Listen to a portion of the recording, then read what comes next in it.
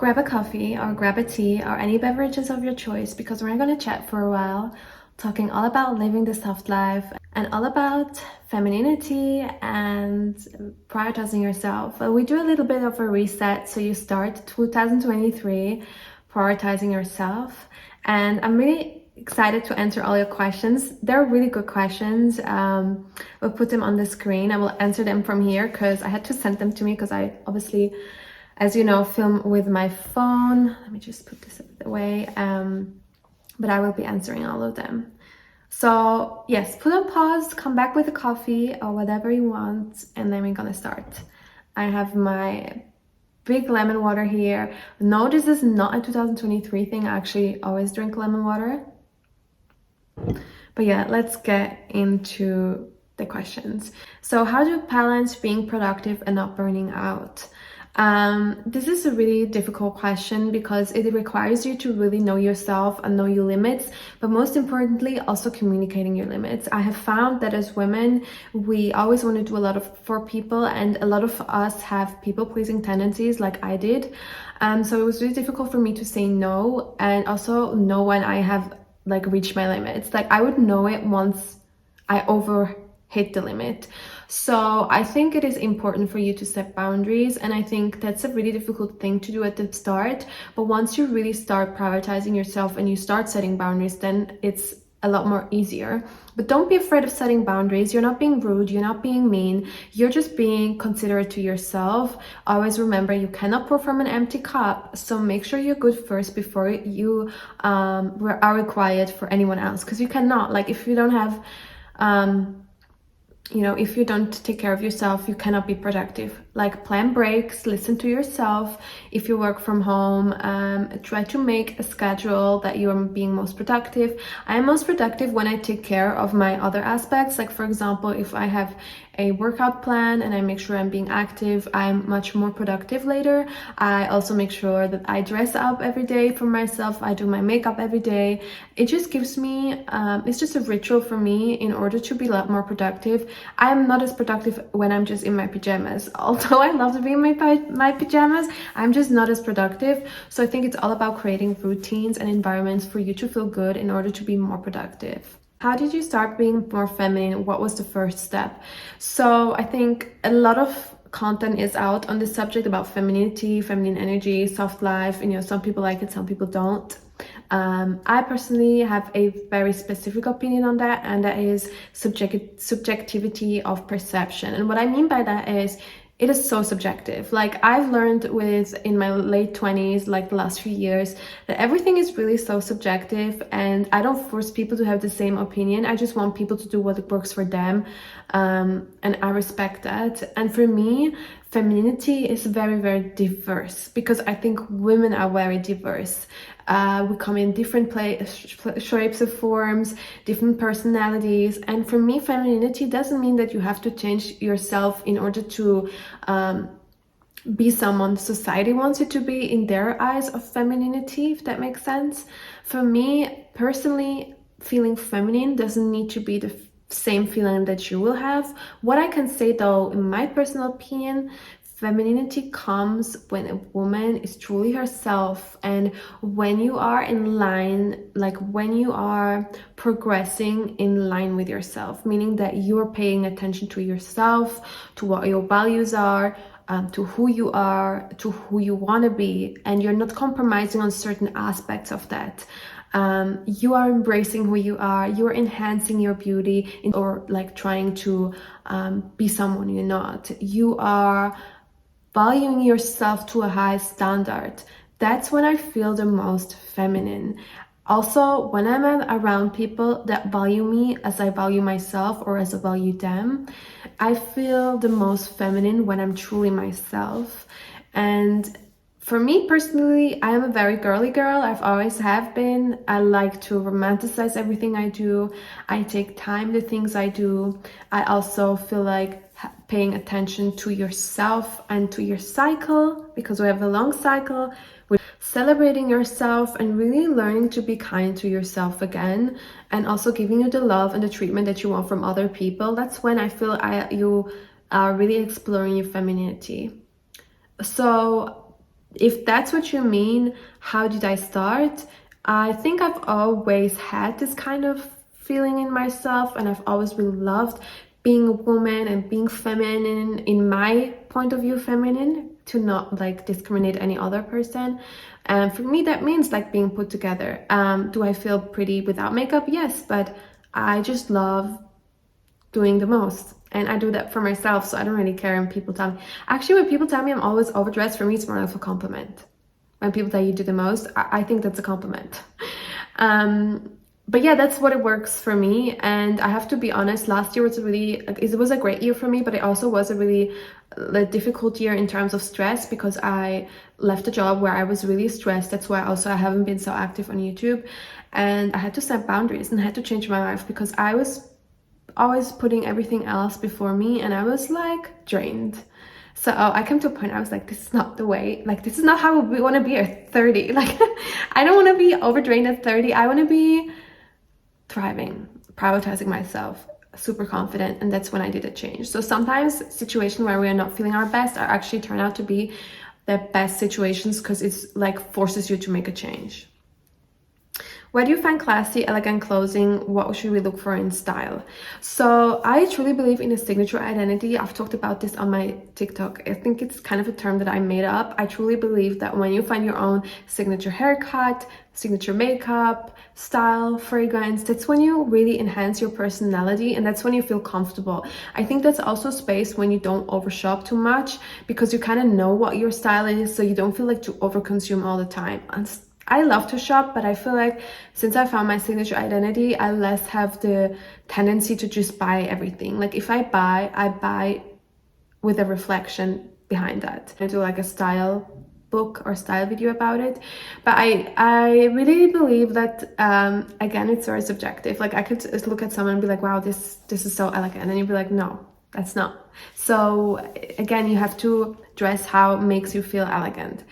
That's like the key phrase, how something makes you feel, not how something is. Because like there was one person that said, jumpers are not elegant. And I was like, Princess Diana wears jumpers. I mean, she's like the epitome of elegance to me. And I love wearing jumpers. I love wearing hoodies. For me, it's all about combining. I have a very simple style. For me personally, I have to be comfortable. You will never see me wearing shoes or clothes that are not comfortable.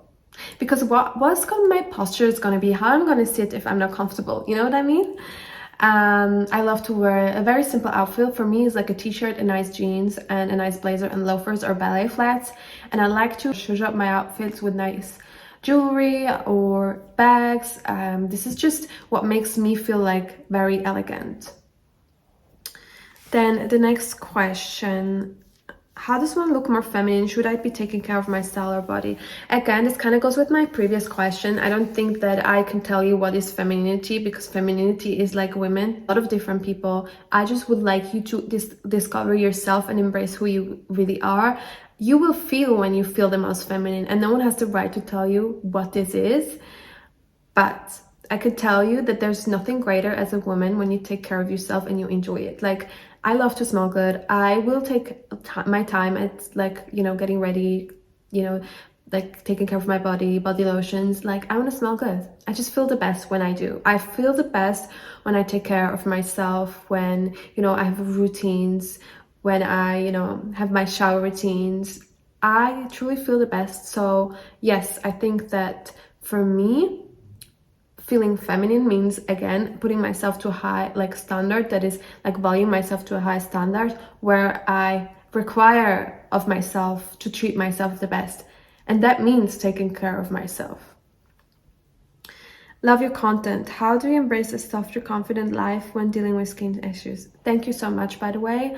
I love you girls, truly. Well, this is how I see it. I'm not a dermatologist. You shouldn't put a condition on you loving yourself. Like, for example, if you gain a bunch of weight and you feel uncomfortable, that shouldn't make you love yourself less, because you don't put conditions on people that you love. I feel like positive affirmations really help. I think sometimes it's good to think of yourself as an other person. Like, if your friend would come to you and say, how do I feel confident with my skin issues, you would tell her, you're the same person, you're still beautiful, and it's not going to define whether you're beautiful or not, and it's certainly not going to define whether I love you or not. So I promise you, confidence is learned. How did you know that you found your aesthetic vibe? Did you try out different routines? I wish I would have all the photos of my different styles during my youth. I would have, like, I had a hip-hop phase where I would wear baggy jeans, like really baggy jeans. You know, I grew up in the 2000s, so like the double t-shirts, everything I wore.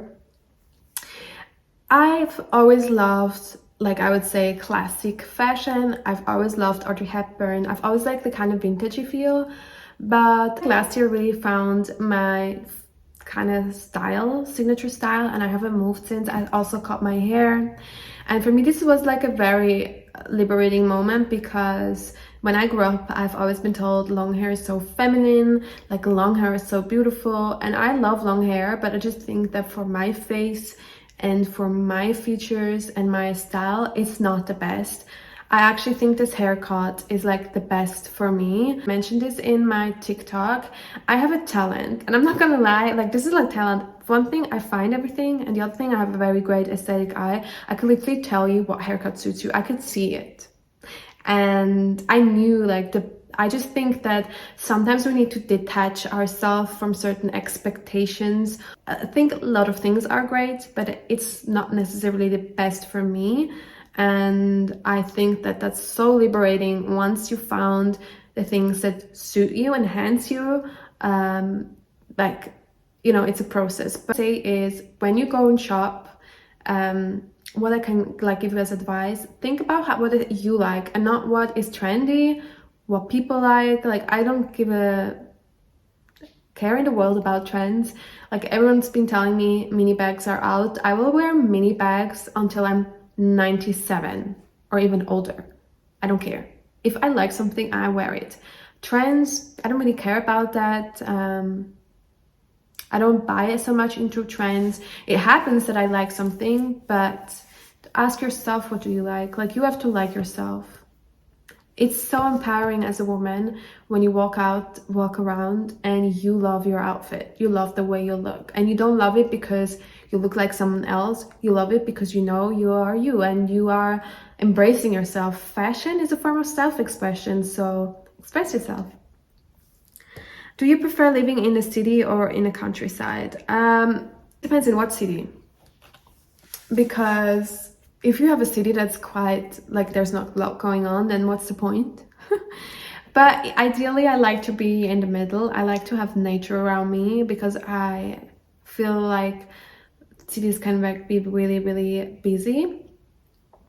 So I like some nature, but it really depends where. I don't like to be too far from the city. That would give me anxiety to know, like, I'm in the middle of nowhere. Tips or advice for doing this in a male-dominated workplace. I always fell back into my masculine at work. I'm guessing you mean being more feminine and like living a soft life.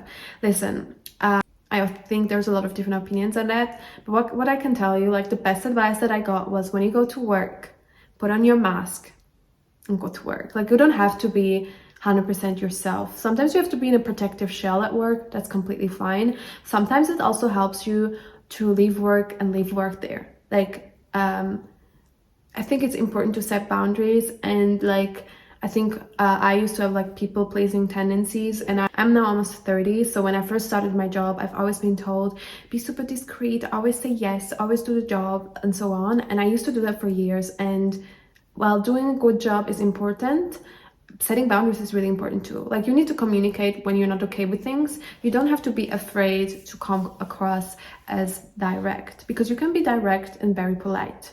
Like, I'd rather people respect me than people take advantage of me. And unfortunately, in the workplace, it's hard. Sometimes it's not easy as a woman in the workplace. I completely understand what you mean. That's also why, you know, sometimes you have to change jobs. That's like what also I had to do.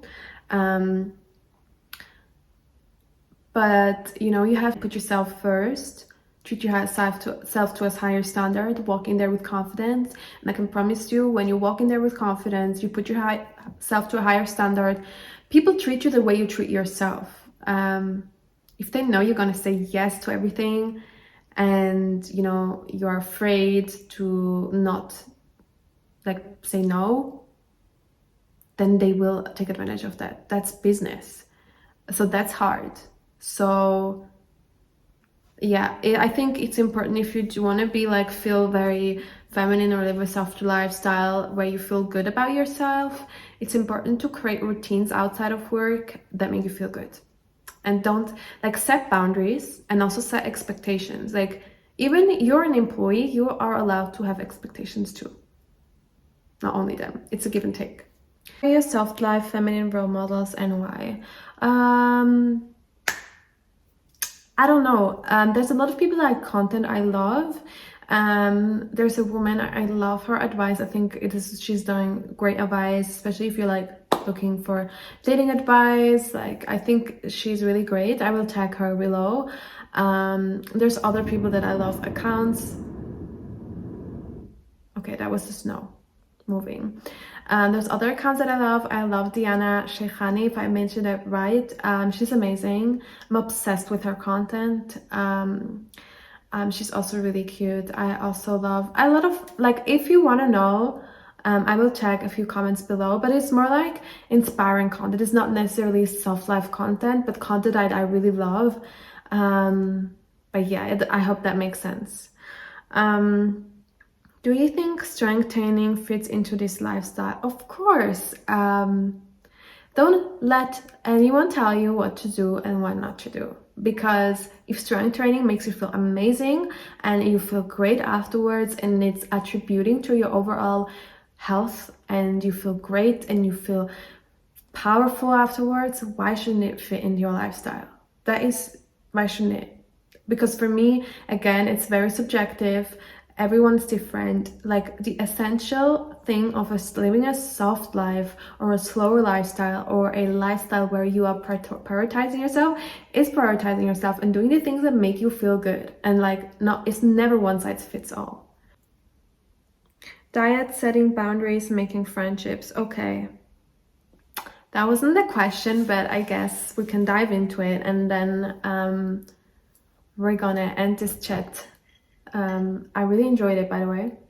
By the way, I do a lot of Monday Q&As on my Instagram, so I would love to do more videos on that. I'm also actually planning on doing soft life vlogs and stuff like that, and like vlogs in general. I know a lot of people hate on the word soft life, but I just like the word. I don't think it's that deep always. We don't always have to make debates about things. If things make people feel good, I don't see a big deal, unless I'm not like educated on something else. But I actually have my mental health so improved. But let's talk about diet, setting boundaries, and making friendship. So I actually feel like, and I think I mentioned this before, I think sometimes when you're in a very difficult phase of your life, or like you come at a point where you struggle, it's when you really find a great, like, it's when you really start to bloom. Because if you wouldn't be in the situation, you wouldn't be forced to change something in your life. And I actually was at that point last year, when I, like in January last year, I was like 10 kilos heavier. I'm not gonna lie, I gained a little bit of weight over New Year's, but it's like not big deal, and like it's completely normal sometimes to gain 2-3 kilos. Like, don't be rude to yourself. You're just gonna get in your normal rhythm again, and things gonna go well. But I wanted to say that I wanted to make a change because I got married last year and I wanted to lose the weight. But this time I was just tired of always dieting, and I was tired of always punishing myself and feeling guilty after I ate.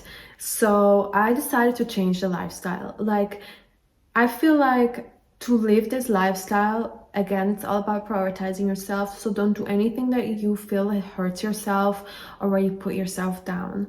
And by dieting and like limiting what you should eat, and like being mean to yourself and telling yourself you cannot enjoy carbs, like, have you eaten pasta? Like, I cannot believe I chose to live without pasta and rice. Like, with bread?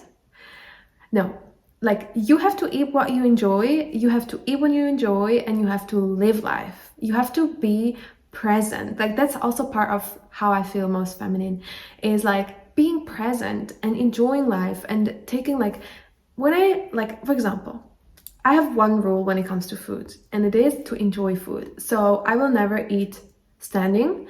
When I eat, I want to take a break. I'm not going to eat between things. I know people are going to be like, you're not a mom. Like, I understand, like, this is a different situation. This is my situation right now. I don't have kids. So when I wake up in the morning, like, I am so looking forward to sitting down, having my coffee with some jazz and having like a little muesli, or like having a croissant, like enjoying the moment and really, really being present. That is like a key part of my nutritional lifestyle. I also mainly eat plant-based, and that's just because I don't really like meat. I've never really loved eating meat or fish. It's just not my personal preference, and if you like that, that's fine. I think everything, like, different things work for different people, and I just feel like when it comes to diet or lifestyle, I don't like the word diet. I think it's important to live, and I think it's important to get to know yourself. So also know when you're hungry. Am I eating because of boredom? And I also, this is how I work. If I want to eat a piece of cake and I forbid myself, I will eat it later, the whole cake. So I feel like stop restricting yourself actually helps you learning to eat things in moderation. And then I move. Like, I have a walking pad, was one of the best purchases ever, because I use it every single day, not over the holidays. I was not like too much stress. But if it's nice weather and it's not snowing, I will go outside and have a walk. But otherwise, I'll have a walk in the morning. And it's all about moving your body and doing movements you enjoy. Like, don't force yourself doing things you don't like, especially when it's leisure time. Why would I go to Paris camp if I know I'm gonna be so stressed and I absolutely hate it? Some people love it, I wouldn't. So I'm not gonna do it. And I think that's the key. It's been the key factor for me. And I also don't want to be a person that's always like not nice to be with when going for food. Like, you know what I mean? So that's terms of lifestyle.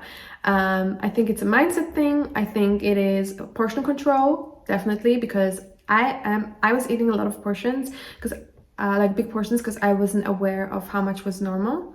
So it's about educating yourself, moderation, and like, that's just what works for me. And that really helped me stopping this bad relationship with food. What did you say? What else did you say? Setting boundaries and making friendships. So the things with setting boundaries can be really difficult, and it was also very difficult for me because I had a people-pleasing nature. I'm an older sister. Older sister traumas reunite. No, I'm joking. No, but I mean, like, you're always thinking of everyone else before you, and you have a problem saying no. But you know what? I don't have a problem saying no anymore, because I used to be always like, people would always say, oh, you're so understanding, you're so this and so this. And this is a really great compliment, but it also tells me that I don't have boundaries, and that I always make myself smaller, and I'm always the one that makes compromises. And compromises are good. Being understanding is good, but setting your boundaries is so important. And I also think that if you have friends or like family, sometimes you need to communicate your expectations with them, especially sometimes with friends, because when you're a grown-up, you have different lives. So you need to make sure that you communicate when you need each other, or like when you need something. And don't ever feel bad for doing that, because you know where your boundaries are, and I think people have to respect that. I respect people who have boundaries. People respect people who have boundaries, and if they don't, then they're less.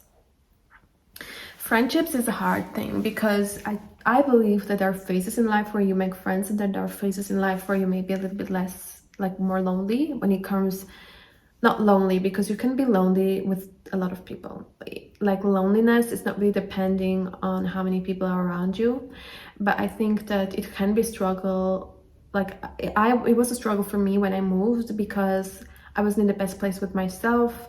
And because when you're like not, when you don't have a lot of confidence, and when you're not in the best place with yourself, and when you're stressed and overworked or whatever, and you're always with yourself, and you like, you don't have your, like, you meet your girls, like, you're very confronted by this reality. And like, sometimes you have to do a reality check. But I think, you know, when you're in this situation, you have to start doing things with yourself. So like, I started going alone for coffees. I started running errands alone. Of course, I have my wonderful husband, but like, sometimes you need like girls around you and do things with your girls. But I truly believe that there are phases, because you know, when you have a group of friends and you start being in a relationship, some people are not in a relationship yet, or you start having kids, some people have not kids. So there's a difference in like phases in life, and sometimes also like the realities that you have. So you're not always meet on the same page. So you have to make time for that. And I think then you meet other people that will be on the same page. And that's okay. And sometimes it's also okay having friends that you don't longer talk to that much, because sometimes people are not meant to be with you all the time. So I think trust yourself, pay attention to yourself, and like learn to enjoy being with yourself. The other thing that I can recommend is like joining meetup groups. I actually created one. I actually needed to do a new meetup event, but it was like just a lifestyle thing where I meet with other girls, and we do like afternoon teas and things that I love to do and they love to do as well. So I think if you feel like you haven't met people organically and you want to, sometimes you have to take matters in your own hand. Also, social media is a great place.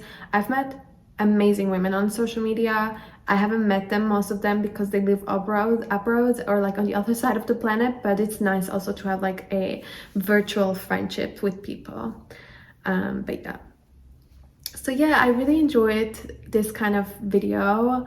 I wish you a really amazing 2023. I hope you are living your life the best you can, and that you're putting yourself first this year. And I'm really excited to see what it holds for us. Please don't hesitate to let me know what kind of content you want. Definitely pay attention to the questionnaires that I put in my Instagram, because I'm sure I'm gonna put another Q&A very soon.